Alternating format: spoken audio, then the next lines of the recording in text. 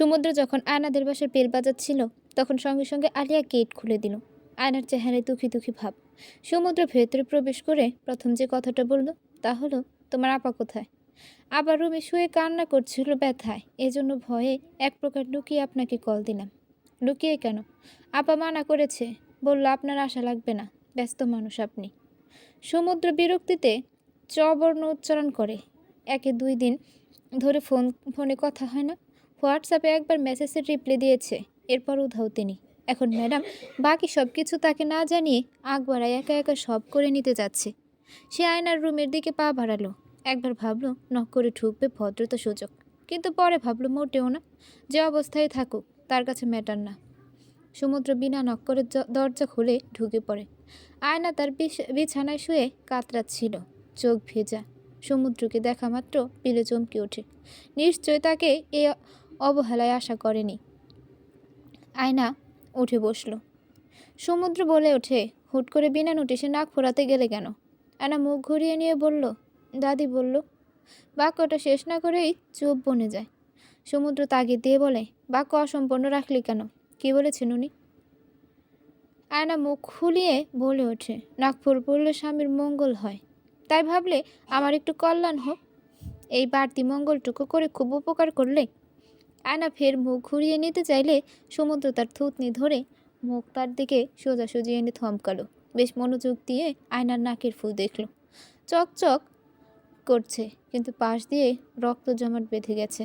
ওর চোখে জল দেখে রাগ উঠল। আগ বাড়িয়ে নিজেকে ব্যথা দেওয়ার দরকার কী ছিল? সে নাকের যে পাশটায় নাক হুল পড়া সেদিকে বেশ জোরেই মুখ গোল করে ফু দিল। তারপর একটু সরে এসে বেডে বসে বলল, নাকের কাজ নিঃশ্বাস নেওয়া, তুমি আগ বাড়িয়ে এতে নাক ফুল পড়তে গেলে ঝামেলা বাড়ল তো। আয়নার ওই সময় আরেকটাবার সমুদ্রের উপর ভীষণ অভিমান জন্মালো। সে এত কষ্ট করে ওনার জন্য নাক ফুরানোর ব্যথা সহ্য করলো, আর উনি এসেই বলছে ঝামেলা বাড়ল। সমুদ্র তার চোখের পানে তাকিয়ে শুধালো, আমার জন্য এতটা কষ্ট করলে? না, আমার এমনিতে ইচ্ছা ছিল, নাক ফুল পড়লে বেশি মানায় আমাকে। সমুদ্র এক পলক তাকে অবলোকন করে বলে, তোমার নাক তো বোচা, শুধু শুধু ছোট নাকে ফুল দেওয়ার দরকার ছিল? আগে কেন ফোরাওনি তবে? বিয়ের 3 দিন পরই হোয়াই? আয়না উত্তর দিল না। ব্যথা করছে? না। সমুদ্র পকেট থেকে মেডিসিন বের করে এরপর বলে, আসার পথে মেডিসিন নিয়ে এসেছি, ওষুধ খাও, ব্যথা কমতে থাকবে, না হলে ইনফেকশন হয়ে যাবে। লাগবে না। No thanks. লাগবে কি না সেটা আমি বুঝবো। সমুদ্রের কণ্ঠে কেমন কাতরতা আভাস মেলে। আয়না ধপ করে শুয়ে পড়ে বেডে। তখনই আয়নার দাদি আর হালিমা বুয়া আসলো। হালিমা বুয়া বলে ওঠে, জামাইবাবু আপামনি কিন্তু সকাল থেকে কিচ্ছু মুখে দেয়নি, না খাওয়া একদম। সে কি, খায়নি কেন? সেটা তো আমি কইতে পারি না। সমুদ্র আয়নার পানে তাকালো, এরপর বলে ওঠে, খাবার প্লেটে তুলেন, এখন খাবে। আয়নার দাদি মুখে দুশ্চিন্তার ছাপ। সে বলে ওঠে, আয় বাবু, এটা কি হয়ে গেল? হুজুকে নাক ফুরানো ঠিক হলো না, নাকের ব্যথায় মেয়েটা খেতে পারছে না। হালিমা বুয়া খাবার আনলেও আয়না খেতে চাচ্ছে না। সমুদ্র প্রশ্ন করে, না খাওয়ার রিজন কি? আয়না মনে মনে বলে, না খাওয়ার রিজন হচ্ছে অভিমান। কিন্তু অভিমান তো রোবট, মানব। ওসব আপনার ঘিলুতে স্টোরেজ করা নাই। 2 দিন ধরে দেখা নাই, সাক্ষাৎ নাই, এখন আসতে জিজ্ঞাসা করতে খাচ্ছ না কেন? যত সব। কিন্তু মুখে বলে, নাকে ব্যথা, সেজন্য খাবো না। নাক দিয়ে তো আর খাচ্ছ না, খাবে মুখ দিয়ে, নাকি মুখেও ব্যথা? আয়নার মতো মেজাজ খারাপ হলো। এত মেজাজ খারাপ হলো তার মন চাইল সমুদ্রের মাথায় খাওয়ার প্লেটটা দিয়ে বাড়ি মারতে। তাও না পারলে ওই অভদ্র লোককেই নাক দিয়ে খাওয়াতে পারলে শান্তি পেত। সবার জোরাজোরিতে সে 2 লোকমা খেলো, এর বেশি মুখেই নিল না। না পারতে 7 দিনের কোর্সটার প্রথম ডোজের ওষুধ আয়নার হাতে দিল। আয়না ওষুধ খেয়ে ঘোষণা দিল সে ঘুমাবে। মূলত সমুদ্রকে ইগনোর করতে চাইছে। সে ঘুমালে উনি নিশ্চয়ই চলে যাবে, আর সে ব্যস্ত মানুষ, নিশ্চয়ই একটু পর কোনো মিটিং আছে। একে একে সকলে রুম ত্যাগ করলো। তাদের দুজনকে একাকিত্ব সময় দিতে চাইলো। সমুদ্র একাই রুমে ওর সাথে থেকে যায়। সে বিছানায় এসে আয়নার পাশে শুয়ে পড়ে। আয়না ভেবেছিল সবাই চলে গেছে। সে তৎক্ষণাৎ চোখ খুলে প্রশ্ন করে, আপনি? অন্য কাউকে ভুলেও আশা করো না। গেলেন না কেন? সমুদ্র বলে ওঠে, আমার মঙ্গল কামনা করতে গিয়ে তোমার এই বেহাল দশা, তোমার এই অবস্থা রেখে যাওয়া মোটেও মানবিক হবে না। আফটার অল আমার জন্যই তো এমন দশা হলো। আয়না মনে মনে বলে, আপনি তো মানুষের জাতি না, বলেন মোটেও রোবট পিক হবে না। সে ঘুরে অন্যদিকে শুয়ে থাকে। সমুদ্র আয়নার এহেন কাণ্ডের কোনো উৎস খুঁজে পায় না। দীর্ঘ 6 বছর ইউষার সঙ্গে ইনভলভ ছিল সে। মেয়ে সঙ্গীর আচরণ পরিচিত তার, তো আগে কখনো এমন আজব আচরণ দেখেনি। আয়নাকে বুঝতে বুঝতে তার মাথায় জট পেকে যাচ্ছে। মেয়ের আচার আচরণ এই বিশাল ঘাপলা আছে, সমীকরণ মিলানো যায় না। সমুদ্র ফোন হাতে নিয়ে টুপা আপুকে কল দিয়ে দিয়ে আয়নার সামনে কথা বলতে থাকে। সে বলল, আপু, আজ অফিসের যাবতীয় কাজ আপনি দেখেন, কাল থেকে আমি আবার শুরু করব, না পারলে রেখে দেন, পোস্টপন করে রাখেন। আয়না ও পাশ থেকে সবটাই শুনলো। ওনার আবার কি হলো, এত দরদ উতলাচ্ছে কেন? তবে সে প্রতিক্রিয়া দেখায় না, খামোশ থাকে। সমুদ্র উঠে বারান্দায় যায়। তারপরে একটু পরে সে বলল, আধা ঘন্টার বেশি হলো, ব্যথা কমেছে? আয়নার চোখ খোলা, সে শুয়ে আছে কিন্তু জবাব দিল না। এতে সমুদ্রের কি যে রাগ উঠল, নিজেকে সে দমাতে পারল না। সোজা গিয়ে আয়নার ডান বাহু চেপে ধরে ওকে এক প্রকার হ্যাচকা টান দিয়ে উঠে বসালো। তারপর বলল, সমস্যা কি তোমার? এমন কেন করছো? কেমন করছি? সমুদ্রের এতে যেন রাগ চক্রবৃদ্ধি হারে বাড়ল। সে আরও শক্ত করে ওর বাহু চেপে ধরে বলে, মজা নিচ্ছ, তা আবার আমার সঙ্গে? এনা, সমস্যা কি তোমার? এত আজব ব্যবহার করো কেন? হোয়াটস রং উইথ ইউ? আয়না তখন সমুদ্রের কথা শোনার চেয়ে অন্য হাত দিয়ে বাঁধন খোলায় বেশি গুরুত্ব দিল। কোনো মেয়ের থেকে ইগনোর কিংবা কিঞ্চিত অপমান কেন যেন সমুদ্রের আগে থেকে একদম পছন্দ না। কিন্তু আয়না একের পর এক আঘাত হানছে। সে কখনো ব্যস্ত সমুদ্রের হাত তার বাহু থেকে সরাতে, প্রশ্নের উত্তর দেওয়া নিয়ে কোনো মাথা ব্যথা নেই তার। তবে সে সফল হলো না। ঠিক যেমন করে কোনো পিপিলিকা কাঠের শক্ত খণ্ড সরাবার বৃথা চেষ্টা করে। সমুদ্র গম গম গলায় বলে, আমি ধরেছি জন্য এমন ছটফটানি, অন্য করে স্পর্শ পেলে শান্ত থাকতে? সমুদ্র করা প্রশ্ন যেন তীরের মতো ছুটে এসে খণ্ড দ্বিখণ্ড করে আয়নার কোমল মনে। বড্ড দৈত্যকার আকৃতির রাগ এসে পাখা ঝাপটায়। সমুদ্র তার কোমরে অন্য হাত রেখে শক্ত করে পেঁচিয়ে ধরে বলে, ইগনোর করো কেন? কোন সাহসে? আয়না যেন তখন ফ্রিজ হয়ে যায়। ওনার এত কাছে আসায় সে ধাতস্থ হতে সময় দেয়। সব এলোমেলো লাগলো, মাথা ঝিম ধরে আসে। আয়নাকে চুপ থাকতে দেখে সমুদ্র বলে, আমি কিন্তু তাহলে চলে যাব। সঙ্গে সঙ্গে আয়না নড়ে চড়ে উঠল। এরপর বলে, না। কেন? কথাও বলবে না, আবার ফিরে যেতেও দেবে না? মেয়ে মানুষ সামলানো বড় মুশকিল দেখছি। এত মুড সুইং কেন? আয়না সরে আসতে চাইলে সে আরও নিবিড়ভাবে তাকে খুব কাছাকাছি আবদ্ধ করে বলে, কাছেও ভিড়তে দাও না, দূরেও না, যাব কোন দিকে? আয়না বিরক্ত হয়ে বলে, উফ, প্লিজ ছাড়েন। কি ছাড়ব? আয়না তার এহেন প্রশ্নে বোকা বনে যায়। সে আমতা আমতা করে বলে, হাত। জাস্ট হাত হলাতে এত রিয়াক্ট করছো? আরও কিচ্ছু ধরলে কি যে কি যে যে কি শুরু করে দিবে? প্লিজ চুপ। আয়না তার কানে অন্য হাত চেপে ধরে যেন সমুদ্রের বলা অভদ্র কথা শোনা না লাগে। সমুদ্র তাকে ছেড়ে দিয়ে বলে, আচ্ছা আর জ্বালাবো না। সেদিন আকাশ মেঘলা ছিল বটে, অবশ্য অক্টোবরের বৃষ্টি বেশ উপভোগ্য সমুদ্রের কাছের। তখনও 8টাও বাজেনি। এর মধ্যে আয়নার জ্বর এসে গেল। সমুদ্র বুঝল না ব্যথা কি বেশি ছিল যে জ্বর চলে আসবে। ওর কপালে হাত রাখতেই মৃদু কেঁপে ওঠে আয়না।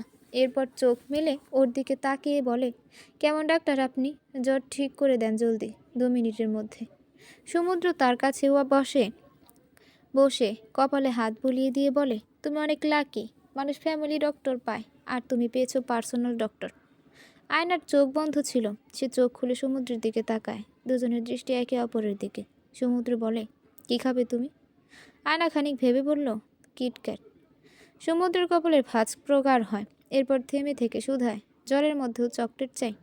আয়না বাধ্য বালিকার মতো মাথা দুলিয়ে বলল, জ্বর হলে 2টা খেতে হয়, তাহলে জ্বর পালায় যায়। সে 2টো কি? চকলেট আর জুমা। ডাক্তার হওয়া সত্ত্বেও এত জরুরি তথ্য সমুদ্রের জানা ছিল না। সে বলে ওঠে, ইঞ্জিনিয়ার যখন বলেছে ঠিকই বলেছে। আমার কিটক্যাট দেন এবার। আপাতত দ্বিতীয় চটা দিই। আয়না বুঝে এখন জ্বরের ঘোরে ভুলভাল বকছিল। সমুদ্রের কথায় বোধ হলো।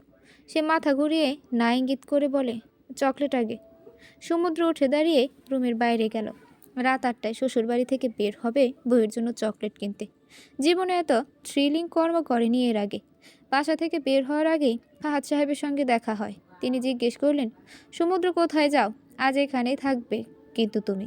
রাতে আয়োজন করা হচ্ছে। এছাড়া আয়নার শরীর ভালো না। সমুদ্র নিচ থেকে আজ থাকতে যাচ্ছিল। ফাহাদ সাহেব বলায় তার জন্য সুবিধাই হলো। সে বলে, গাড়িতে একটা জরুরি ফাইল রেখে এসেছি, ওটাই আনতে যাচ্ছি।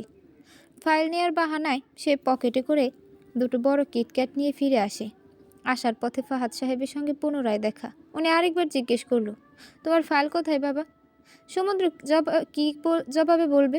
আদৌ কোনো ফাইল নেওয়ার কথাই না। সে তবুও বলে, প্রয়োজনীয়টা সঙ্গে আনিনি আঙ্কেল। ফাহাদ সাহেব ব্রুকুচকে বলে, আঙ্কেল? সমুদ্র খানিকটা দমে যায়। শ্বশুরকে বাবা ডাকতে বেশ আনকমফোর্ট করছে সে। তিনি বলেন, বাবা বলে ডাকবে, আস্তে আস্তে অভ্যাস হয়ে যাবে। হালিমা বুয়া স্যুপ এনে সমুদ্রকে দিল। সমুদ্রই স্যুপ বানাতে বলেছিল আয়নার জন্য। সে স্যুপ হাতে রুমে ঢুকে। তখন আয়নার জ্বর ছিল। সমুদ্র এক প্রকার জোর করে স্যুপ মুখে তুলে দেয়। আয়না মাথা নাড়িয়ে বলে, খাবো না আমি। কেন? আমি রোবটের হাতে কিছু খাই না। রোবট কই পেলে? আপনি। সমুদ্র বহু কষ্টে রাগ সংবরণ করলো। পিউ তাকে বলেছিল রাগটা দমিয়ে রাখতে, স্পেশালি ভাবির সামনে। ওর ধারণা ভাইয়ার রাগ দেখলে ভাবি ভুলেও শ্বশুর বাড়িতে পা মারাবে না। অসুস্থ ভেবে সে অনেক শান্ত গলায় বলে, স্যুপটা না খেলে চকলেটগুলো ফেলে দেব কিন্তু। আপনার কি মনে হয় আমি চকলেটের লোভ করি? তাহলে কি দ্বিতীয় চটার লোভ আছে? সে ভ্রু নাচিয়ে প্রশ্ন করে। আয়না দ্রুত স্যুপ খেয়ে নিয়ে বলে, প্লিজ অসভ্য কথা বলবেন না। আহা, বাণী ছুড়লে নিজে, সেটা মুখে বলে আমি অসভ্য। আয়না বিছানায় শুয়ে পড়ে। জ্বর মনে হয় আরও বাড়ছে তার। সমুদ্র কিটক্যাটগুলো তার সামনে রেখে দিল। আয়না জ্বর গায়ে নিয়ে উঠে বসে চকলেট খুলল। সে আয়েসি ভঙ্গিমায় চকলেট খেতে থাকে। এরপর আয়না চকলেট তার সামনে এগিয়ে দিয়ে খাওয়ার অফার দিল। সমুদ্র শেষ কবে চকলেট খেয়েছে মনেই পড়ে না। চকলেট বলে যে খাওয়ার কোনো জিনিস আছে মাঝে মাঝে মনেই থাকে না। কিন্তু আয়না অফার করায় সে না করল না। ওর হাত থেকে চকলেট খাওয়ার বড় শখ জাগলো। ওর হাত থেকে চকলেট মুখে অল্প পুড়ে নেয় সে। তারপর আজ সমুদ্রে তার স্বভাবত খোলস ভেঙে হঠাৎ নিয়ম ভঙ্গ করলো। সে খুব মোলায়েম ছোঁয়ায় আয়নার বাম গালটা নিজের ঠোঁট ছোঁয়ালো। আয়না চোখ মুখ খিচে বন্ধ করে। সমুদ্রের ঠোঁটে বেশ উত্তাপের আভাস মেলে। তার ঠোঁট যেন গরম হয়ে ওঠে। সে মিহি গলায় বলে, দেখো, এভাবে জ্বর দ্রুত সেরে যাবে। আয়না মাথা নাড়িয়ে নাবোধক অর্থ প্রকাশ করলো। সমুদ্র প্রশ্ন করে, না।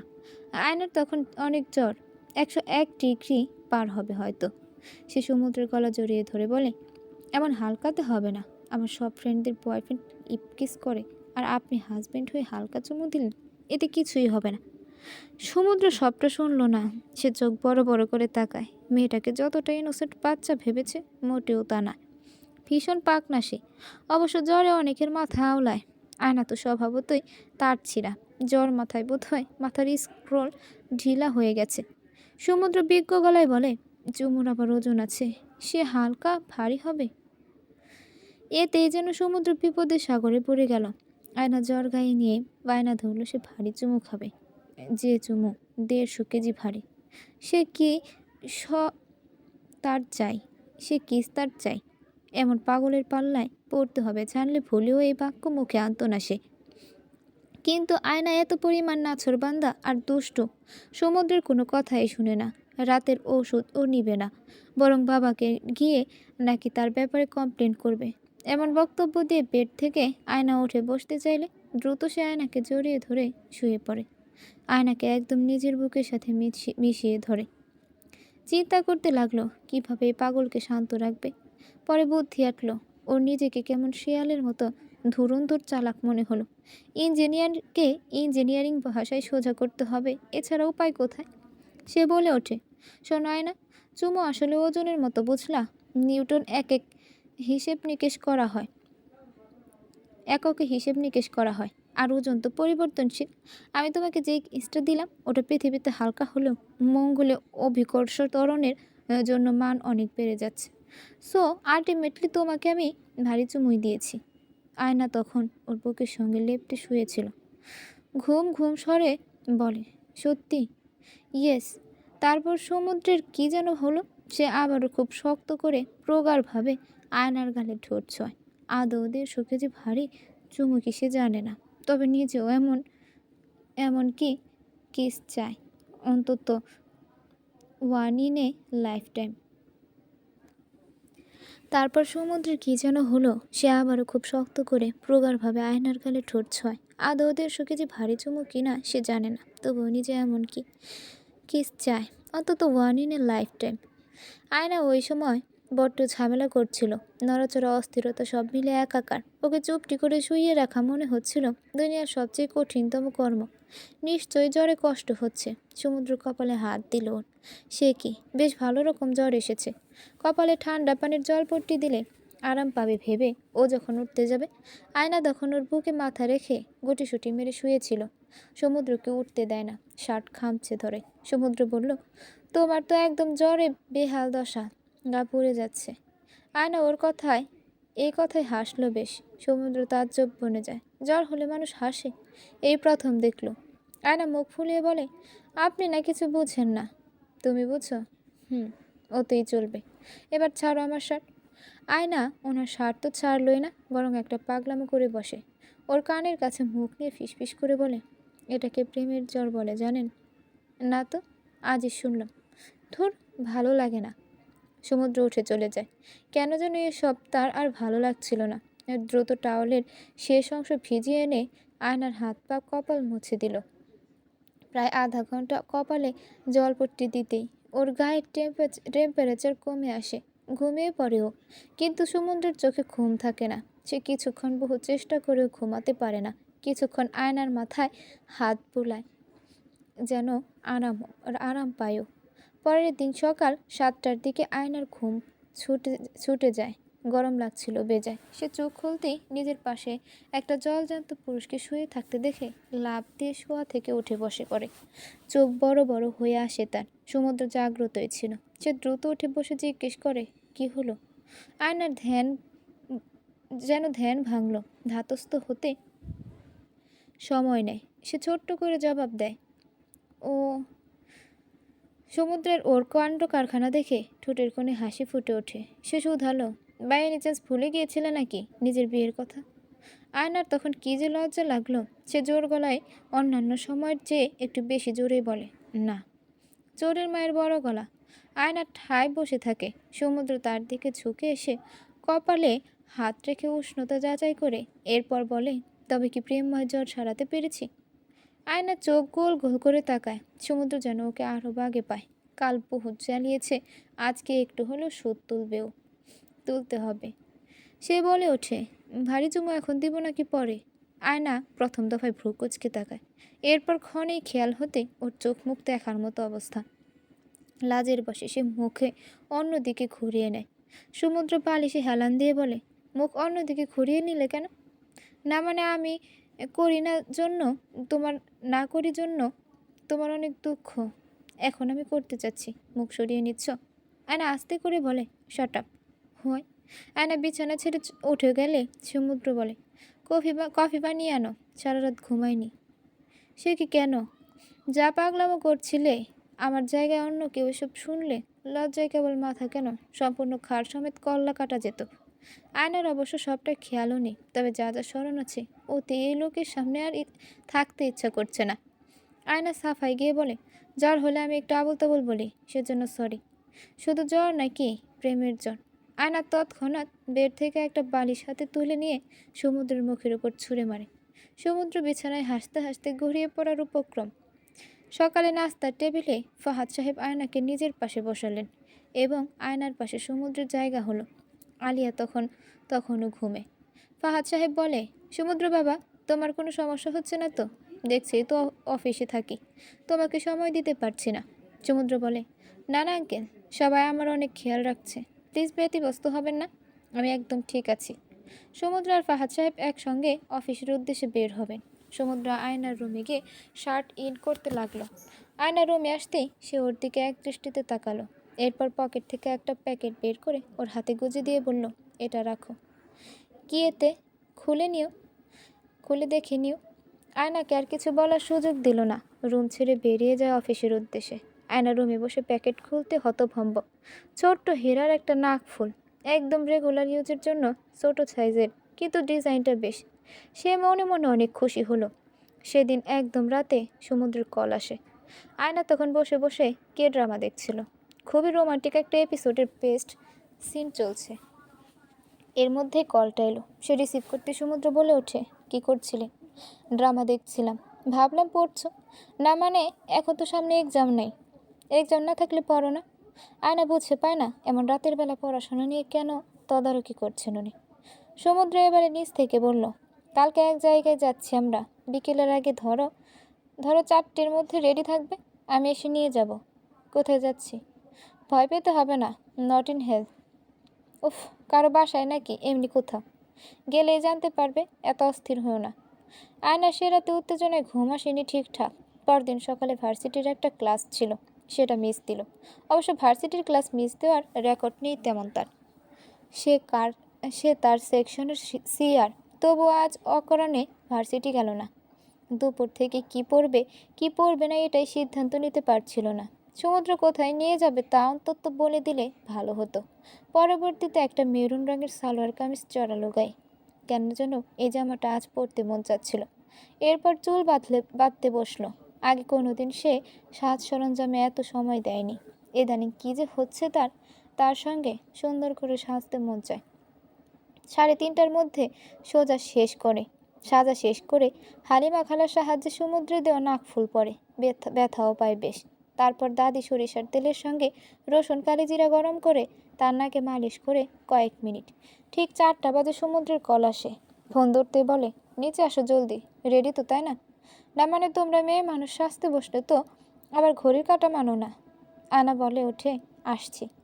সে স্যান্ডেল পায়ে দিয়ে দাদা দাদির কাছ থেকে বিদায় নিয়ে বেরিয়ে পড়ে। গাড়ির গ্লাসে টোকা মারতে সমুদ্র বেরিয়ে এসে দরজা খুলে দেয়। আয়না সিটে বসলো। সমুদ্র দুপল থমকালো। ওকে আজ একটু বেশি অন্যরকম সুন্দর লাগছে কি? কোনো কারণে অতিরিক্ত রূপবতী, নাকি চোখের ভ্রম? আয়না খোলা গ্লাসের দিকে ঝুঁকে এসে বলে, কি হলো? সমুদ্রের ধ্যান ভঙ্গ হয়। সে ড্রাইভিং সিটে বসে গাড়ি চালাতে শুরু করে। মাথায় ঘুরপাক খেতে থাকে আয়নাকে কেন আজ অন্যান্য দিনের চেয়ে বেশি সুন্দর লাগছে। আয়না বলে, কোথায় যাচ্ছি আমরা? নারায়ণগঞ্জ। কি, এত দূরে? দূরে কোথায়? ড্রাইভিং ডিস্টেন্স 1.5 ঘন্টা মাত্র। আয়নাকে বড় বিচলিত দেখালো। নিশ্চয়ই গুনটির রেঞ্জ তার বাড়ির আশেপাশে। রেঞ্জের বাইরে যাওয়ার পারমিশন পায়নি কখনো। সে বলে ওঠে, তোমার 2 অভিভাবকই জানে যে আজ তুমি নারায়ণগঞ্জ যাচ্ছ, তাহলে অসুবিধা কি? 2 অভিভাবক কে কে? আমি আর তোমার আব্বু। আপনি অভিভাবক? আলবাত। আয়নার যেন দুশ্চিন্তা তবুও যায়নি। জীবনে প্রথম সে নারায়ণগঞ্জ যাচ্ছে। প্রস্তুতিও নেই কোনো। ভেবেছিল ধানমন্ডি বা গুলশানের কোথাও যাচ্ছে, কিন্তু এত দূর নিয়ে আসবে ভাবতে পারেনি। পানির বোতল থেকে পানি খেয়ে নেয় সে। এরপর হেলান দিল। সমুদ্র প্রশ্ন করে, খারাপ লাগছে? না তো। ভালো তো মনে হয় লাগছে না। আয়না হেলান দিয়ে থেকেই বলল, লাগছে। জানালা খুলে দিলে প্রাকৃতিক বাতাস পেলে আরও ভালো লাগবে। সমুদ্র এসি অফ করে দিয়ে জানালা খুলে দিল। ওয়েদার খুব সুন্দর আজ। বিকেলের দিকে রোদ কমে গেছে। হাই স্পিডে গাড়ি চলছে। হু হু করে বাতাস ঢুকছে। কেমন আরাম লাগতে থাকে। 15 মিনিটের অন্তর ঢাকা ছেড়ে তারা এগিয়ে যেতে লাগে গন্তব্যস্থলে। জ্যাম আজকে কম কেন জানি। খুব একটা সময় অপচয় হচ্ছে না। রাস্তার 2 ধারে বেশ কিছু রেস্তোরাঁ চোখে পড়ে। সমুদ্রের নজর যায় আয়নার উপর। বেচারা ফের অস্থিরতা করছে। হাতে হাত মুচড়ামুচড়ি করছে। আধা ঘন্টায় সম্পূর্ণ পানির বোতল শেষ করে ফেলেছে। মুখ ফুটে বললেই পারে ওয়াশরুমে যাব। সমুদ্র আনমনে হাসে। সমুদ্র বলে, কোথাও গাড়ি থামিয়ে ফ্রেশ হয়ে চা খাই। আয়না যেন এখন প্রস্তাবে খুশি হয়ে যায়। চোখে মুখে খুশির ঝিলিক খেলে যায়। সে বলে ওঠে, এই সামনের দোকানটায় থামান। সমুদ্র কিঞ্চিত হাসল। আগে এদিকে এতটা খাবার দোকান ছিল না, তবে আজকাল অনেক রেস্তোরাঁ খুলছে। তারা দোকানের সামনে গাড়ি পার্ক করে, ভেতরে মানুষজন আছে গুটি কয়েক। আয়নাকে নিয়ে টেবিলে বসতেই মেনু কার্ড দিয়ে গেল, কিন্তু আয়নার চোখ গেল দোকানের পাশ ঘেঁষে বড় কড়াইয়ে তেলে ভাজা বেগুনি পেঁয়াজের দিকে। তার মোটেও নুডলস শর্মা খাওয়ার ইচ্ছা নাই। ও তো গরম গরম পেঁয়াজ আর আলুর চপ চাই তার। সে দোকানের ছোট ছেলেটাকে বলে ওঠে, ওই ভাজা পোড়াগুলো আনো, আর 2 কাপ চা, মালাই চা, বেশি করে শর্ট দেবে কেমন? আচ্ছা আপা। সমুদ্র অবাক চোখ তার দিকে তাকায়। আয়না তাকে রেখে ফ্রেশ হতে চলে যায়। আস্তে আস্তে 2 প্লেট ছোট ছোট পেঁয়াজু, আলুর চপ আর বেগুনি দিয়ে গেল। আয়না ছোট ছোট ফু দিয়ে মজা করে পেঁয়াজু খেলো। তাকেও বার কয়েক সাধলো। সমুদ্রের ধারণা ছিল এসব রাস্তার দোকানে সস্তা, তা ভাজা পড়া খুব বাজে হয় খেতে। কিন্তু ওর জোরাজোরিতে মুখে দেওয়ার পর ধারণা পাল্টে যায়। ভাজা পড়াও যে এত সুস্বাদু হয় তার একদম জানা ছিল না। সে খাওয়ার ফাঁকে আয়নাকে 2 বার দেখে নিল, কি মজা করে খাচ্ছে। ওর খাওয়া দেখেই ওর খেতে মন চাইলো আরও। চা দিয়ে যাওয়ার পর সমুদ্র বলে, চলো বাইরে দাঁড়িয়ে চা খাই, খোলা বাতাসে। আয়নার যেন প্রস্তাবখানা ভারী মনে ধরে। সে কাপ হাতে চাই বাইরে চলে যায়। সমুদ্র নিজেও যখন আসে তখন বিকেলের শেষ ভাগ, রোদের ছিটে ফোঁটা নেই বললেই চলে। আয়না তাকে উদ্দেশ্য করে বলে, ওরা যদি ভাবে আমরা বিল না দিয়ে ভেগে যাব, বিল চোর ভাববে কি? তা কেন ভাববে, বিল তো দিবই। আয়না চায়ের কাপে চুমুক দিল। সমুদ্রের খেয়াল হলো ওর নাকে তার দেওয়া হীরের নাক ফুল জল করছে। এতক্ষণ সময় লাগলো কেন তার এটা পর্যবেক্ষণ করতে? আশেপাশে কোথাও বোধ করি কাশবন আছে। বাতাসের তাপে কাশবন থেকে কাশফুলের ক্ষুদ্র কণাসমূহ উড়োউড়ি করতে করতে এদিকে পৌঁছে গেছে। ওগুলো দেখতে একদম সাদা প্রজাপতির মতন, কেমন বেখেয়ালিভাবে উড়াউড়ি করছে। কাশফুলগুলোর মতো যদি মনের দুয়ার খুলে বহুদূর, অনেক দূরে বেদনাগুচ্ছ উড়ে যেত। বাতাস বইছে, রিকশার ক্রিং ক্রিং আওয়াজ কানে ভাসছে। আয়নার চুলের খোপা খুলে যায়। এলোমেলো চুলগুলো বাতাসে আরও এলোমেলো হলো। কোথা থেকে যেন পেঁচা তুলোর মতো নরম কাশফুল এসে আয়নার চুলে আটকা পড়ে। সমুদ্র চোখ সরাতে পারে না ওর দিক থেকে। আয়না বলে, থ্যাংক ইউ এত সুন্দর একটা বিকেল উপহার দেওয়ার জন্য। I like so much. সমুদ্র ঘোর লাগা দৃষ্টিতে বলে ওঠে, আজ তোমায় খুব সুন্দর লাগছে। আয়না যেন এখন প্রশংসায় খুশিতে আটখানা হলো। আবেগে অতিরিক্ত পর্যায়ে আপ্লুত হয়ে সমুদ্রের পকেট ধরে টানাটানি করে বলে, তাই? সমুদ্র আমার টানাটানির তোপ সামলাতে না পেরে একটু ঝুঁকে পড়ে এরপর বলে, এই জন্যই তার ছেলেদের বেশি প্রশ্রয় দিতে নেই। প্রশ্রয় দিলেই মাথায় ওঠে নাচানাচি করে। আয়না চোখ গরম করে বলল, তার ছিঁড়া? আপনি আমাকে তার ছিঁড়া বললেন? তো রাস্তায় কি ওইভাবে কারো শার্ট ধরে টানাটানি করে দেখেছো কখনো? অত সব খেয়াল ছিল না জন্য ভুলে। তার ছেলেদেরই আশেপাশের খেয়াল থাকে না। আয়না ভীষণ রাগ হলো। সে অতিরিক্ত খুশি হয়ে না হয় একটু শার্ট ধরে টানি মেরেছে, এতে এতবার তাকে তার ছিঁড়া বলে হেনস্থা করা লাগবে? আরে টান মারার ফলে শার্ট তো আর খুলে পড়েনি।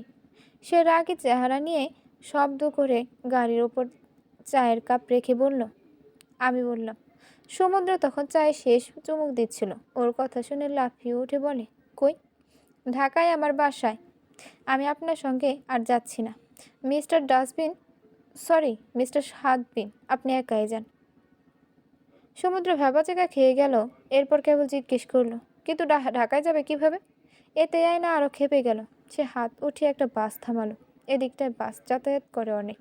বাসও সঙ্গে সঙ্গে থেমে যায় যাত্রী নেওয়ার আশায়। সমুদ্র ঘটনা বোঝার আগেই যা হওয়ার ঘটে যাচ্ছে। আয়না দ্রুত পায়ে বাসে উঠে যাচ্ছে। তাও যদি বাসটা ঢাকাগামী হতো দুশ্চিন্তার কারণ ছিল না। ঢাকা গিয়ে পৌঁছাবে, কিন্তু এই বাস ঢাকা বিমুখী। কোন দিকে যাবে তাও লেখা আছে, কিন্তু ম্যাডামের ওসব পড়ার টাইম কোথায়? সমুদ্র দ্রুত এক প্রকার দৌড়ে আয়নাকে বাস থেকে নামালো। এতে কন্ট্রাক্টর বেশ রেগে যায়। বিরক্ত হয়ে সমুদ্রের দিকে তাকায়। সমুদ্র বলল, আমার বউ ভুল বাসে উঠে চোখ গেছে, দেখিনি বাস কোন দিকে যাবে। বাংলাদেশের লোকাল বাসের কন্ট্রাক্টরদের চেহারায় সবসময় একটা বিরক্তি ভাব লেগে থাকে।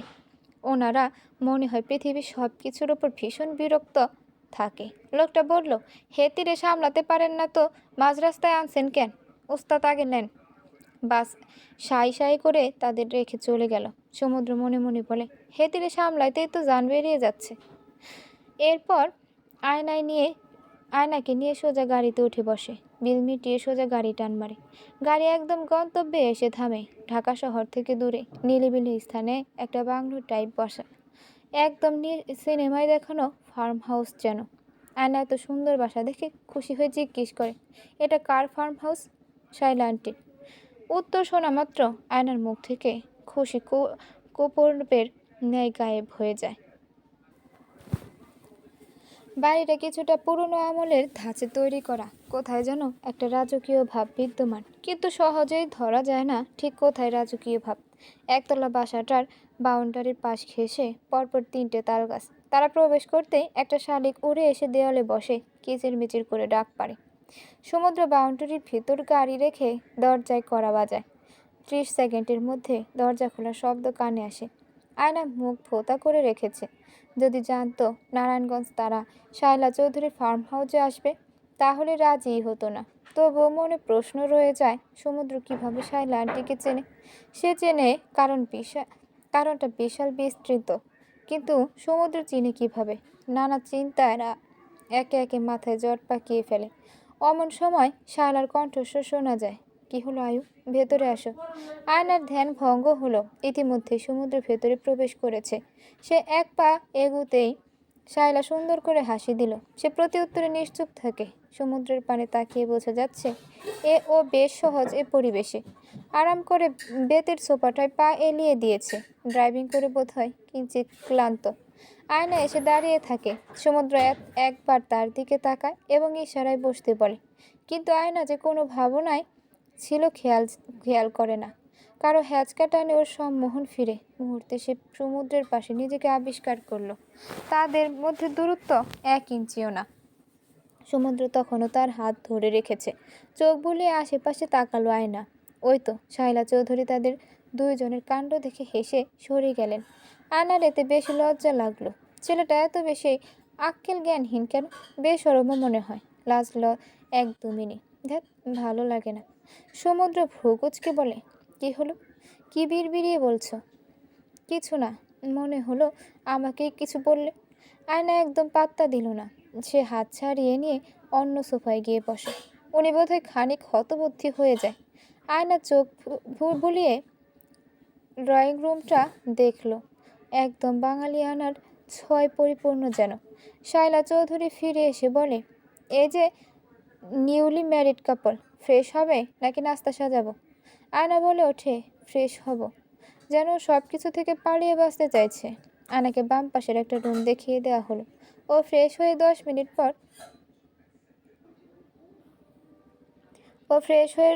মিনিট পর রুম ছেড়ে বেরিয়ে আসতেই পিলে চমকে ওঠে। ওর বাবা বসে আছে সোফায়। বাবা ওদের দুজনের সঙ্গে বেশ হাসি মুখে গল্প করছেন। আচ্ছা, সমুদ্র কি সবটা জানে? শায়লা আন্টির সাথে তার বাবার সম্পর্কের কথা? আয়নার মন ক্রমশ খারাপ হতে থাকে। তাহলে পুরো খবরটাই সঠিক? অবশ্য যা রটে তা ঘটে কিছু মিছু। তবে সে মানে না। যতদিন না বাবা নিজ মুখে বলবে, সে মানবে না। শায়লা আন্টি কি সুন্দর কথা বলছে সমুদ্রের সঙ্গে। সমুদ্র বলে ওঠে, আন্টি আপনি দিন দিন ইয়ং হচ্ছেন। আপনার সৌন্দর্যের রহস্য কি? আয়নার তখন এত রাগ উঠল, সে দ্রুত ওই রুমে ফিরে আসে। সঙ্গে সঙ্গে বাকি 3জন সামান্য ভরকে ওঠে। ফাহাদ সাহেব আস্তে করে ডেকে বলে, আয়ু, কি হলো মা? আয়না একদম শুনল না সে ডাক। সমুদ্র উঠে দাঁড়িয়ে বলে, আমি দেখছি, আপনারা বসেন। ওই রুমের দরজা খুলে ভেতরে ঢুকেই দেখলো সে রাগে গজগজ করছে। ওকে আসতে দেখে আয়না এক প্রকার হামলে পড়ে সমুদ্রের উপর। এরপর দাঁতে দাঁত চেপে বলল, আপনি তো খুব ধুরন্ধর মানুষ। আমি আবার কি করলাম? ওই যে সুন্দরী মহিলার সঙ্গে ফ্লার্টিং করছিলেন। আচ্ছা, সব মাঝবয়সী সুন্দরী মহিলার কাছে আপনি সুন্দর থাকার ফর্মুলা চেয়ে বসেন কিনা? সমুদ্র লাল হয়ে আসা নাকটার দিকে তাকিয়ে হু হু করে হেসে ফেলে। এরপর বলতে ধরে, পাগল একটা, কিন্তু ক্ষণেই বোবা হয়ে যায়। ফের কোনো নাটক করবে কে জানে। হাসছেন কেন? যা যা সুন্দরী মহিলার কাছে যান, সেজন্যই তো এলাম এখানে। কেমন ঘোর লাগা কণ্ঠে কথাগুলো বলল সমুদ্র। আয়না চুপ বনে যায় এবং উল্টো ঘুরলো যেন ওর চেহারা দেখতে না হয়। সমুদ্র ওকে পেছন থেকে জড়িয়ে ধরে বলে, সুন্দরী তো আমার বউ। ছাড়ুন বলছি। আজব। কেন? একদম ধাঁধাবাজি করবেন না। আয়না জোরপূর্বক ছাড়িয়ে নিল নিজেকে। সমুদ্রের মেজাজ খানিকটা খারাপ হয়, তবুও চুপ থেকে বলল, একটা গুরুত্বপূর্ণ কথা বলার ছিল। বলুন। সাদে যাই? এটাই আপনার জরুরি কথা? না। এরপর আয়নাকে কোনো কিছু বলার সুযোগ না দিয়ে হাত ধরে টানতে টানতে রুম থেকে নিয়ে সাদের উদ্দেশ্যে বের হয়। তখনও ফাহাদ সাহেব আর শায়লা একসাথে বসে কথা বলছিল। আয়নার মনে হলো সে একটা গরু, কেমন গরুর মতো টানছে তাকে। তাছাড়া নিজেকে গরুর মতো বোকাও লাগছে। না হলে এত সময় লাগলো বুঝতে বাবা কেন এসেছে। ছাদে গিয়ে দাঁড়ালো দুজন। আয়না চোখ মুখ খিচে কিছুক্ষণ সবুর করে রাগ নিয়ন্ত্রিত করে। সমুদ্র তাকে ধাতস্থ হওয়ার সময় দেয়। এরপর বলে, ফাহাদ আঙ্কেল শায়লা আন্টিকে বিয়ে করেছে। আয়না বেশ খানিকটা চমকে ওঠে ভেতরে ভেতরে, তবে অভিব্যক্তিকে প্রকাশ করে না। তবে তবে চোখের কোণে পানি এসে ভিড় জমালো। সমুদ্র তার দুই গালে হাত রেখে বলল, কাদার কি আছে? এটা খুব নর্মাল না? নর্মাল? হ্যাঁ, সবারই তো একটা সুন্দর গোছানো জীবনযাপন করার রাইট আছে।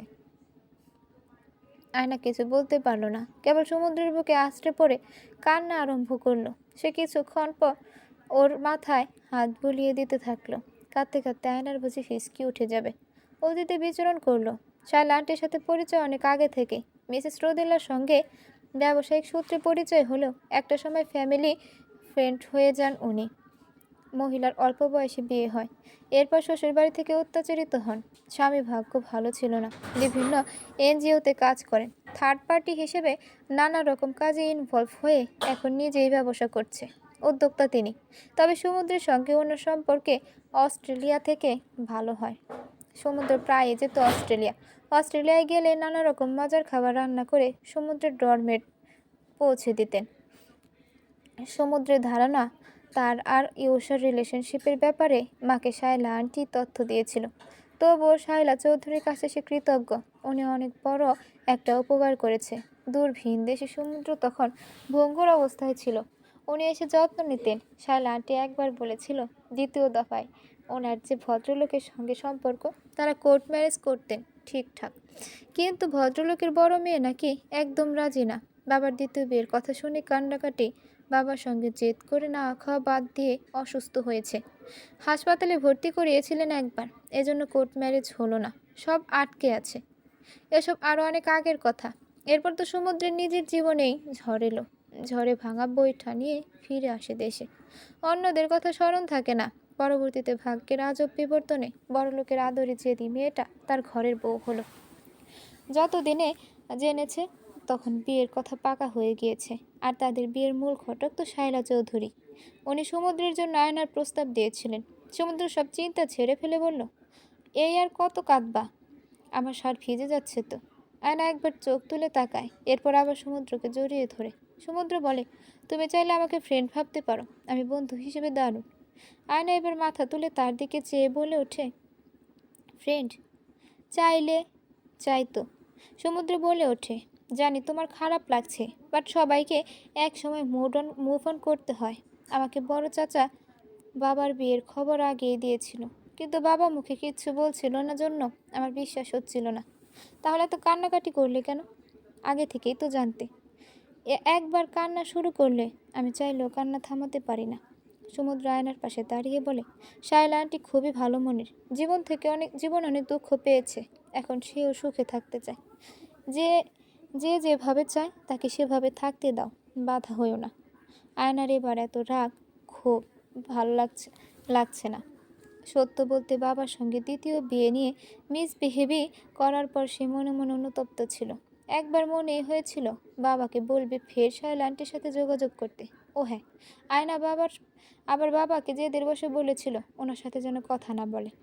সে রেলিং ঘেঁষে দাঁড়িয়ে বলল, আমার আর এখন এক বিন্দু খারাপ লাগছে না। আজ অন্যান্য দিনের তুলনায় সমুদ্রের আচরণ বেশ নরম মনে হলো ওর। বন্ধুত্বের হাত বাড়িয়ে দিল নিজ থেকে। আয়না আয়না একবার সমুদ্রের চোখের দিকে তাকায়। অমন মনির দিকে তাকালে মনটা কেমন ব্যাকুল হয়ে পড়ে। আচ্ছা, উনি এত হ্যান্ডসাম কেন? সমুদ্র জিজ্ঞেস করে। আমার এমন ফ্যাল ফ্যাল করে দেখছো কেন? প্রশ্নের তোপে পড়ে সে লাজুক হাসে। এরপর হুট করে জিজ্ঞেস করে, আপনি এত হ্যান্ডসাম, তাও অস্ট্রেলিয়া ছিলেন, আপনার গার্লফ্রেন্ড ছিল কখনো? এমন প্রশ্নের জন্য সমুদ্র ভরকে যায়। কেমন ভয়ার্ত চোখে একবার তাকালো, এরপর এক কদম পিছিয়ে পিছিয়ে যায়। আয়না বুঝে পায় না ওনার আবার কি হলো। সমুদ্রের ভেতরকার সকল নম্রতা কই জানি হারায়। সে কঠিন সুরে বলে, এসব কেমন প্রশ্ন? হয় না, এই টাইপ কথাবার্তা আমার পছন্দ না। আরে এত রিয়াক্ট কেন করছেন? ফ্রেন্ড বললেন তাই জিজ্ঞেস করলাম। ফাজলামি করছি জাস্ট। সমুদ্র কপালে পড়ে থাকা চুলগুলো হাত দিয়ে সরিয়ে খানিক চুপ থাকে। বুঝতে পারে আয়নাও রেগে যাচ্ছে, তাই খানিক গলার ভয়েস কোমল করে বলে, এজন্য ছোটদের সাথে ফ্রেন্ডশিপ করা যায় না। কী সব আজাইরা প্রশ্ন করে। চলো নিচে চলো। সাদে তখন ছোট একটা ল্যাম্প লাইট জ্বলছিল। কোথা থেকে জানি সাইকেলের হর্নের আওয়াজ কানে আসছিল। তারা নিচে ফিরে আসে। ফাহাদ সাহেব আর শায়লা চৌধুরী বুঝি তাদের অপেক্ষায় ছিল। আয়নার মনে হলো সব পরিকল্পনা মাফিক হচ্ছে। ফার্ম হাউসে এনে আয়নাকে সমুদ্রের মাধ্যমে তাদের বিয়ের খবরটা দিবে, এমনই প্ল্যান ছিল। ফাহাদ সাহেবের পাশে গিয়ে আয়না বসলো। ফাহাদ সাহেব বলে, ডিনার করবে না তোমরা?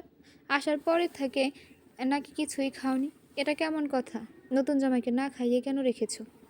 আয়না একটা প্রশ্নের উত্তর দিল না, বরং শোধালো, বাবা আমি তোমাদের অনেক বিরক্ত করি? ফাহাদ সাহেব অদ্ভুত ভঙ্গিতে মেয়ের দিকে তাকালো। এরপর বলে ওঠে, তুমি তো আমার লক্ষ্মী মেয়ে, বিরক্ত কেন হব? আমার প্রশ্ন কেন করলে? আয়না বলে, কিছু না, এমনি বাবা। এরপর উঠে এসে সমুদ্রের দিকে তাকিয়ে বলে, আসুন আপনাকে খেতে দিই। সমুদ্র নড়ে চড়ে উঠল। হলো কি এই মেয়ে, এত স্বাভাবিক আচরণ? একটু আগেই কেঁদে বুক ভাসালো, না কেঁদে শার্ট ভাসালো, এখন আবার খুব নর্মাল বিহেভি করছে। সে ডাইনিং টেবিলে এসে বসলে শায়লা চৌধুরী সব সার্ভ করে দেন। প্রত্যেকটা খাবারই বাঙালি খাবার, সমুদ্রের যেসব প্রিয়। আয়না বলে, আমরা বেরোবো কখন? সমুদ্র ভাত খেতে খেতে বলল, আজকে এখানেই রাতে থাকবো। আয়না হতভম্ব হয়ে বসে থাকে। তাদের রাত্রি যাপনেরও প্ল্যান ছিল, অথচ তাকে কিছুই বলেনি। আয়না অল্প খেয়ে উঠে পড়ে। তাদের আজ থাকার জন্য বরাদ্দ করার রুমে চলে যায়। ফাহাদ সাহেব একটু আগেই খেয়েছেন, জন্য উনিও রুমে গিয়ে বিশ্রাম নেন। সমুদ্র উঠে পেছনের বারান্দায় গিয়ে দাঁড়ালো। শায়লা একবার সমুদ্রের পানে তাকালো। উনি জানেন সমুদ্র এখন সিগারেট খাবে। ছেলেটা ভীষণ ভদ্র মানুষের সামনে সিগারেট খায় না। উনি হাতের কাজ সেরে একটা সুতির সাদা নীল মিশেলে ডাই করা শাড়ি হাতে নিয়ে আয়নার রুমে ঢুকে। এরপর জিজ্ঞেস করলো, আয়ু আসবো? আয়না বলে, আসেন। সে চেষ্টা করছে স্বাভাবিক থাকার, এমন মেন্টাল প্রিপারেশনই নিয়েছে। এখন আর যুদ্ধ বা ঝগড়া করে লাভ নেই, কেবল অশান্তি বাড়বে। আর সে অশান্তির বিপক্ষে, চাইলেও আর কিছু হবে না, তাই মেনে নেওয়াটাই উত্তম। তাছাড়া সমুদ্রের সামনে সে চায় না কোনো সিক্রেট করতে। ছাইলে এসে শাড়ি দেখিয়ে বলে, এটা পরো, তোমার সালোয়ার কামিজটা যে গর্জিয়াস, গরম লাগছে না? শাড়ি একা পরতে পারো তো? আয়না বলে, না, হেল্প লাগে। আসো আমি হেল্প করি। আয়না চৌধুরী শায়লা চৌধুরী খুব সুন্দর করে ওকে শাড়ি পরিয়ে দেন। আয়নার নিজেকে দেখে মনে হয় শুভ্র মেঘের ভেলা যেন। শায়লা চৌধুরী অল্প করে সাজিয়ে দেয় ওকে। এরপর বলল, তারপর সমুদ্র সাহেবকে তোমার বর হিসেবে কেমন লেগেছে?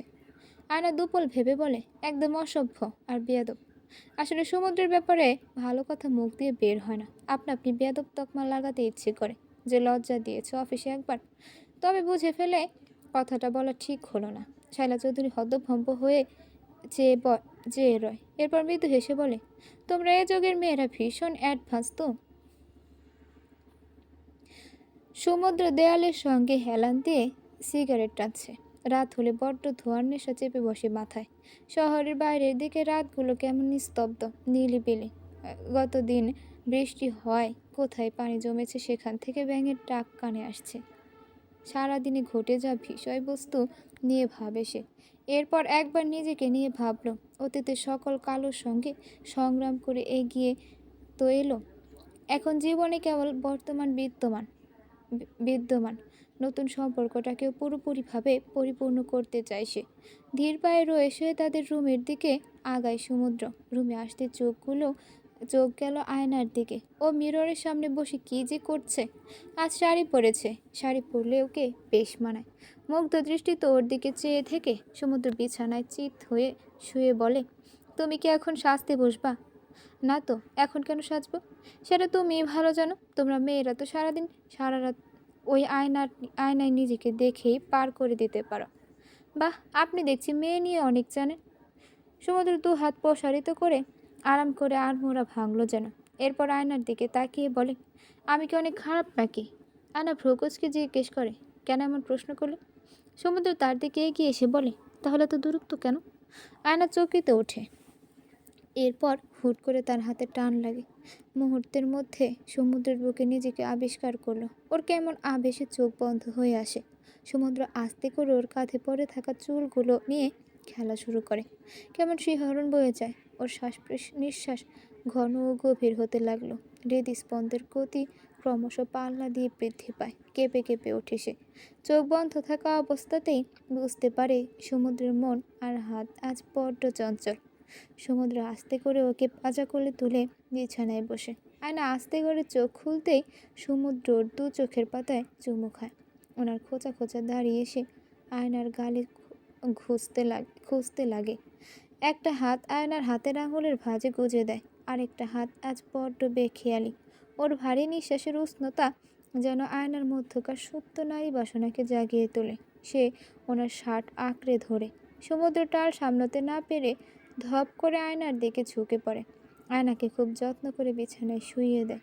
ওর কপালের চুলগুলো বারবার উড়ে আসছিল মুখের সামনে। সমুদ্র হাত দিয়ে তা সরিয়ে কপালে ঠোঁট ছোঁয়। এবারে আয়না নিচ থেকে সমুদ্রের কপালে একটা চুমু খায়। কি ভীষণ আদরে ছিল সেটা। উনিও আবেশে চোখ বুজে ফেলে। ওনার নীলচে চোখের দিকে তাকাতেই আয়না যেন খেয়ে হারায়। আয়না ঘোর লাগা কণ্ঠে বলে, I love you Shimu, I love you so much my wish. সমুদ্র সঙ্গে সঙ্গে চোখ খুলে ফেলে। ওর চেহারার রং পাল্টে যায় ক্ষণে। চোখ মুখ শক্ত করে নিজেকে সরিয়ে নিয়ে এক প্রকার চেঁচিয়ে বলে উঠল, এ কি বললে তুমি? কি নামে ডাকলে? সমু বলে। কেন, কি সমস্যা? আমাকে আমার নামে ডাকবে? এত সস্তা ফালতু জিনিস কই থেকে আসে মাথায়? সমুদ্র নাম আমার। How dare you! Please out from here. Just বিরক্ত লাগছে তোমাকে। বের হও এক্ষুনি প্লিজ। চেহারা দেখতে চাইছি না তোমার।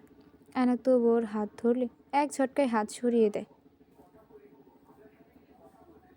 একটু আগেও তো সবটা ঠিক ছিল। মনে হচ্ছিল স্বপ্নের স্তব্ধ শুভ্র স্নিগ্ধ ফেলায় ভাসছে। আবেশে লাগছিল যেন অন্য পৃথিবীতে বিরাজ করছে। হুট করে কি হলো? আয়না টাল সামলাতে না পেরে পিছনে বেশ খানিকটা নুইয়ে পড়ে। দু হাত দিয়ে পড়ে যাওয়া থেকে সামলায় নিজেকে। চোখ ফেটে দু ফোঁটা অশ্রুমালা বর্ষণ হলো। এরপর একাধারে চক্ষু জুড়ে অশ্রুপাত শুরু হয়। নিজেকে কেমন খুব ঠুনকো মনে হচ্ছে। কেমন যেন খুব ছোট ক্ষুদ্র মনে হচ্ছে, যার কারো কাছে কোনো মূল্য নেই। একদম মূল্যহীন যেন। আসলেই কি সে এতটা ঠুনকো? আয়না আর কিছু বলতে পারে না। কেমন নিশ্চুপ হয়ে যায়। ওনার ওই আদরে নীলচে চোখে আয়না কোথাও নিজের জন্য ভালোবাসা খুঁজে পায় না। একটু আগেও দু নয়নে কেবল মুগ্ধতা ছিল, এখন শুধুমাত্র ক্রোধ বিরাজমান। রূপের রুমের পিনপতন নীরবতা মনের ভেতরকার অনুভূতিগুলোকে ভেঙে গুঁড়িয়ে দিয়ে যাচ্ছে। এখন কিছু বলা মানেই সমুদ্রের রাগ আরও বাড়ানো। সে আর অপমানিত হতে চায় না। বিনা কোনো অভিযোগে রুম ত্যাগ করে আয়না। আয়না ড্রয়িং রুম অবধি এসে কেমন টলতে থাকে। রুমে কেউ নেই। সব লাইট বন্ধ করে ডাইনিং রুমে কেবল একটা অল্প পাওয়ারের হলুদ বাতি জ্বলছে। আবছা আলোয় কেমন মাথা ঘুরিয়ে উঠল। আয়না বাথরুমের দিকে এগোলো। তার এক্ষুনি এই মুহূর্তে বাসায় যেন যেতে মন চাচ্ছে। এক সেকেন্ডও এ বাসায় থাকতে ইচ্ছা হচ্ছে না। সে অনেক কান্না পাচ্ছে তার। পানির কল ছেড়ে দিয়ে সে অনেকক্ষণ কান্না করে একা একা।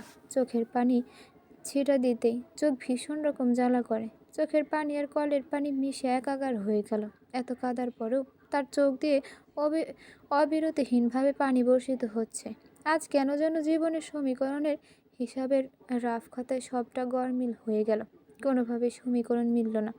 দুঃখ বেদনার ত্রিঘাত সমীকরণ মিলানো যেন বড্ড কঠিন। তার নিজস্ব সুখময় ইচ্ছার চাওয়ার পাওয়ার মধ্যে এত বড় পার্থক্য কিভাবে হলো? আয়না আস্তে ধীরে ড্রয়িং রুমে এসে বসলো। কালকে অবধি তো সব ঠিক ছিল। আজ একদিনের ব্যবধানে সে জীবনের রাশিমালা থেকে অনেক কিছুই হারিয়ে ফেলল। সমুদ্রের জন্য তৈরি হওয়া খুব সুন্দর অনুভূতিগুলো কেমন গুমট বিশ্রী অনুভূতিতে পরিণত হলো। সব কিছু বিষাদময় লাগছে তার। বাবাও নিশ্চয়ই আর আগের মতো থাকবে না। নিজের দ্বিতীয় স্ত্রী নিয়ে ব্যস্ত হয়ে পড়বে। ফের নতুন করে জীবন আগাবেন। অপরদিকে সমুদ্রের দেওয়া আঘাত ভরা অপমান, দুইটা পরপর তীরের ক্ষীণ তীক্ষ্ণ আঘাতে তার হৃদয় যেন ফালা হয়ে যাচ্ছে। কিন্তু চিৎকার করতে পারছে না।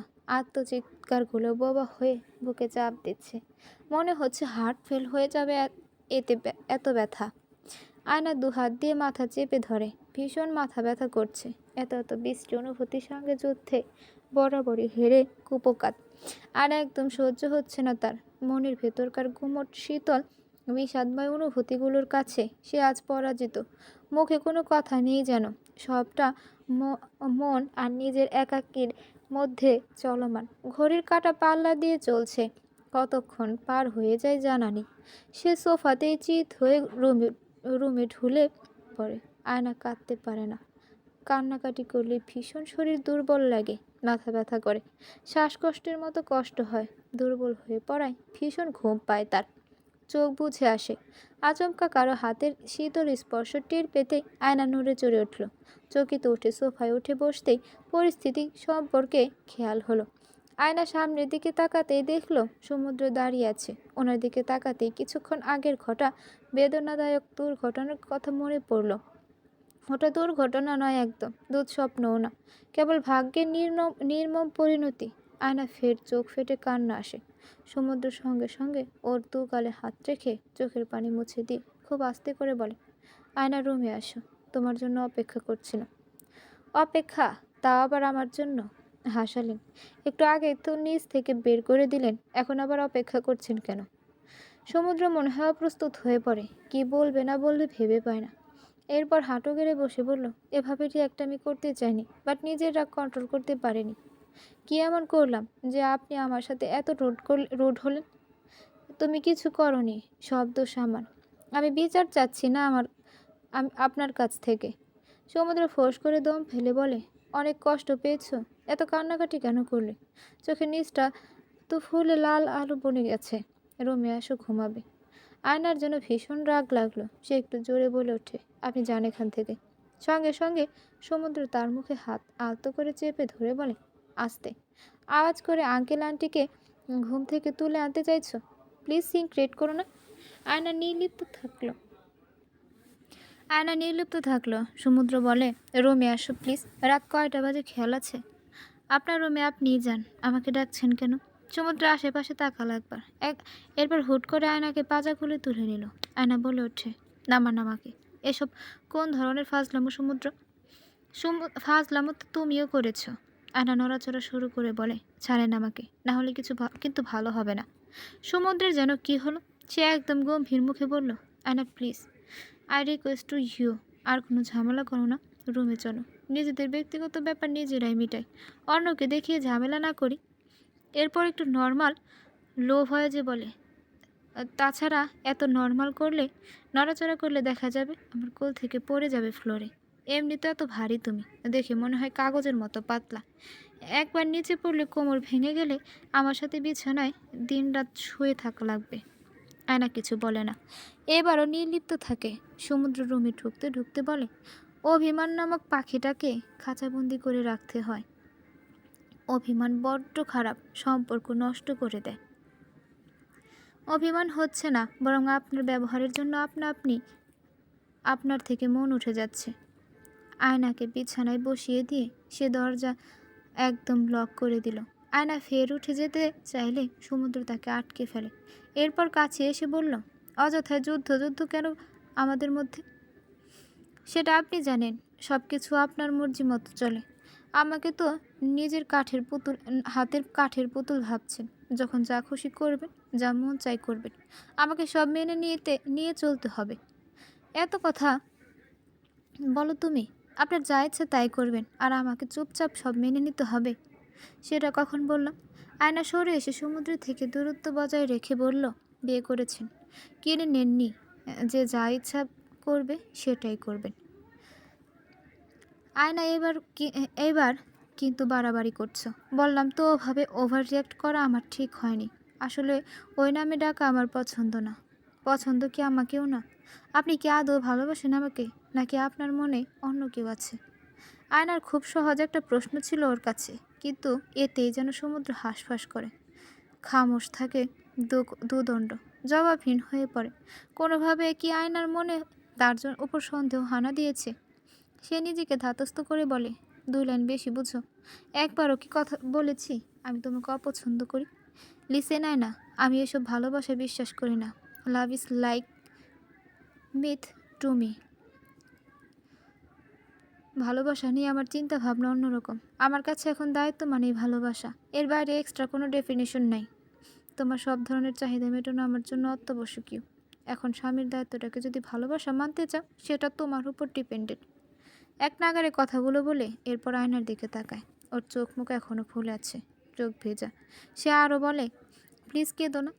অ্যাজ এ হাজব্যান্ড আমি চাই না আমার ওয়াইফ কষ্ট পাক, রাতভর কাঁদুক। আয়না তার কথা কিঞ্চিত নড়ে ওঠে। সম্পর্কের জটিলতা এত তীব্র বেদনাদায়ক কেন? তার এই মুহূর্তে সব কিছু অসহ্য লাগছে। সে চোখ ঘুরিয়ে নেয়। এই, তুমি চাইলে আমাকে ওশেন বলে ডাকো। সমুদ্র নামটা কঠিন লাগলে, দরকার হলে খাল বিল ডাকো, বাট নামের ময়না তদন্ত করো না। সমুদ্র রসিকতা করে পরিবেশ হালকা করতে চাইল, কিন্তু লাভ হলো না। আয়নার জন্য প্রতিক্রিয়া নেই কেন? কোনো বেশি হার্ট হয়েছে? আয়না শুধালো, কোনো নামই আর ডাকবো না। তোমার রাগ ক্ষোভ দেখে আমার চেয়েও বেশি। আয়না বেড থেকে উঠে দাঁড়ালে সমুদ্র খপ করে ওর হাত ধরে ফেলে, যেন হাত ছেড়ে দিলেই পালিয়ে যাবে। আয়না হাত ছাড়ানোর জন্য জোরাজোরি করলে সমুদ্র বলে ওঠে, কী চাও? আয়না হাত ছাড়ানোর চেষ্টা করে বলে ওঠে, আপনার থেকে দূরত্ব চাই। সমুদ্র কিছুক্ষণ চুপ থাকলো। সে চিন্তা করেনি আয়না এমন কিছু বলবে। বিয়ের 7 দিনের মাথায় এমন কিছু শুনতে হবে কল্পনাও করেনি। আচ্ছা, সে দিনকে দিন রিলেশনশিপ ম্যানেজমেন্ট এত বাজে হয়ে যাচ্ছে কেন? বাসায়ও আগের মতো কারো সাথে ভালো সম্পর্ক নেই। নতুন সম্পর্কটাতেও কেমন তালগোল পাকিয়ে দিল। আগের সত্তা নিজের মধ্যে থাকলে এতক্ষণে জোর করে হলেও কোলে তুলে কতগুলো চুমু খেয়ে প্রেমিকার রাগ ভাঙাতো, গান গেয়ে মন খারাপ দূর করে দিত। এখন আর ওসব পারে না। সব কিছু যে যান্ত্রিকতা এসে গেছে। আগের মতো মেন্টাল স্টেমিনা নাই নিজের মধ্যে। তবে জীবনের স্রোতের মাঝে পা যেহেতু ভাসিয়েছে, এখন গা ভেজালে তো সামলাতে হবে। সে বলে, তাহলে কি ধরে নিব? সম্পর্ক শেষ করে দিতে চাচ্ছ? সম্পর্ক শেষ শব্দ দুটি আয়নার কানে বাজল খুব জোরে। বাহ, কি সহজ! ওনার জন্য সব কিছু এত অবলীলায় বলে দিল সম্পর্ক শেষ করবে কি না। আয়নার চোখ বেয়ে 2 ফোঁটা পানি গড়িয়ে পড়ে। সত্য বলতে আয়না ভীষণ আবেগী। ওর মনে কোনো কালো কিছুই নেই। কখনোই কারোর জন্য অশনি কিছু কামনা করেনি। নরম মনের হয়তো সমুদ্রকে নাজুক ভাবে। সমুদ্র তৎক্ষণাৎ ওর সামনে এসে গাল দুটোয় আলতো করে হাত রেখে বলল, আমি চাই আমাদের সম্পর্ক অনেক দূর করাক। এরপর আয়নার ডান গালে নিজের ঠোঁট ছোঁয়ালো। ওর চোখের পানি যেন চুষে নেয় সে। আয়না ফের সরে আসে। সমুদ্র ভ্রুকুচকে তাকায়। এরপর ইচ্ছাকৃতভাবে প্রসঙ্গ পাল্টাতে উদ্গ্রীব হয় সে। বলে হয়, তোমার ডিহাইড্রেশন হয়ে যাবে, পানি খাও। এত চোখের পানি ফেলছ, প্রেশার ফল করবে। আয়না দ্রুত বেগে আক্রমণাত্মক স্বরে বলল, সাপ হয়ে কামড়াবেন আর ওঝা হয়ে ঝাড়বেন? সমুদ্র এবারে ওকে টেনে এনে বেডে ফেলে দিয়ে নিজে ওর ওপর এসে ঝুঁকে শুলো। তারপর বলল, আমি মোটেও ওঝা না, সাপ না, ডাক্তার আমি। আয়না মুখ ঘুরিয়ে নিল, যেন সে একদম সমুদ্রকে দেখতে চায় না। এতে সমুদ্র ভীষণ রকম পীড়া অনুভব করে। সেই থেকে চায় না, না ঠিক মতো কথা বলছে, না প্রশ্নের উত্তর দিচ্ছে, এমনকি তাকাচ্ছেও না। এতটা অবহেলা করা ঠিক না। মানুষের অবহেলা পেতে আর ভালো লাগে না।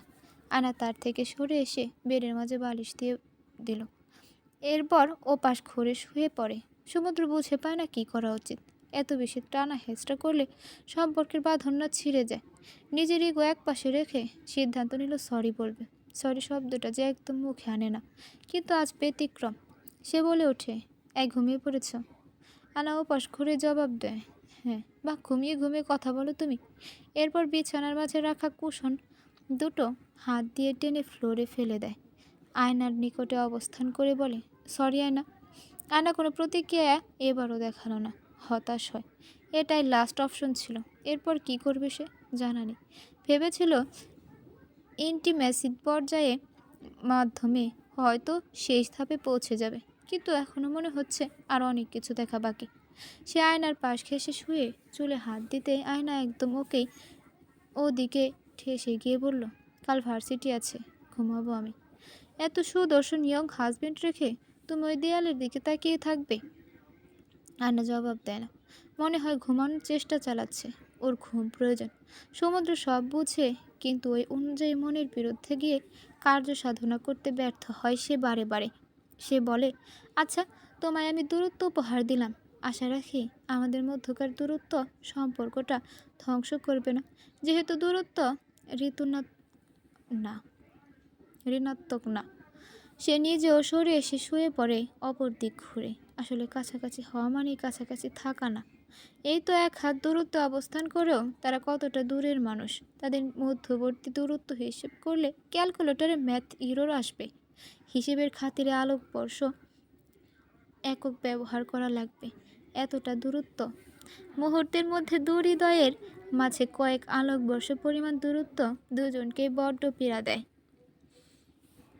তখন কেবল সকাল 7টাও বাজেনি। আয়না রুম ছেড়ে বেরিয়ে আসতেই দেখে ফাহাদ সাহেব আর শায়লা চৌধুরী নাস্তার টেবিলে বসে আছে, চা খাচ্ছে। আয়নার ভঙ্গুর হৃদয় যেন আরও ছিন্ন বিচ্ছিন্ন হয়। সে কারো দিকে না তাকিয়ে বাসা থেকে বেরিয়ে যেতে ধরলে শায়লা চৌধুরী জিজ্ঞেস করে, আর এত সকালে কই যাচ্ছ? ফাহাদ সাহেবও মেয়ের দিকে তাকায়। আয়না জবাবে বলে, বাসায় যাচ্ছি। সে কি, এত সকালে কেন যাচ্ছ? কই কিছুই তো বললে না আগে। সমুদ্র কোথায়? আয়না কেবল উত্তর দেয়, উনি ঘুমায়, আমি একাই যাব এখন। শায়লা চৌধুরী বলে, কেন? আমাদের কিছুই বললে না। এতেই আয়না চটে যায়। সে বলে ওঠে, আপনাদের পারমিশন নিতে হবে এখন। আপনি কে আমাকে জিজ্ঞেস করেন? তা মিন করিনি। শায়লা যতটা শান্ত থাকলো, অতটা শান্ত ফাহাদ সাহেব থাকলেন না। তিনি বলল, আয়ো, এটা কেমন ব্যবহার?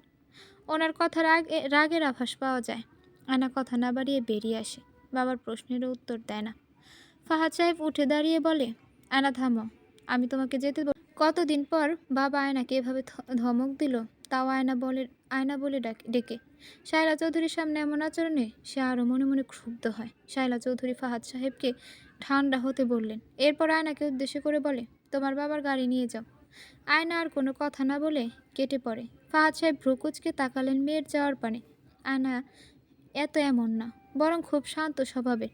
শায়লা চৌধুরী বলে, ও হয়তো আমাদের বিয়ের খবর পেয়ে কিছুটা ট্রমায় আছে, এজন্য বাসায় যেতে চাচ্ছে। তোমার ওকে বকা দেওয়া ঠিক হলো না। বুঝতে হবে ওর মানসিক অবস্থা। ফাহাদ সাহেব থম মেরে বসলেন। মেয়ে কি কষ্ট পেল নাকি?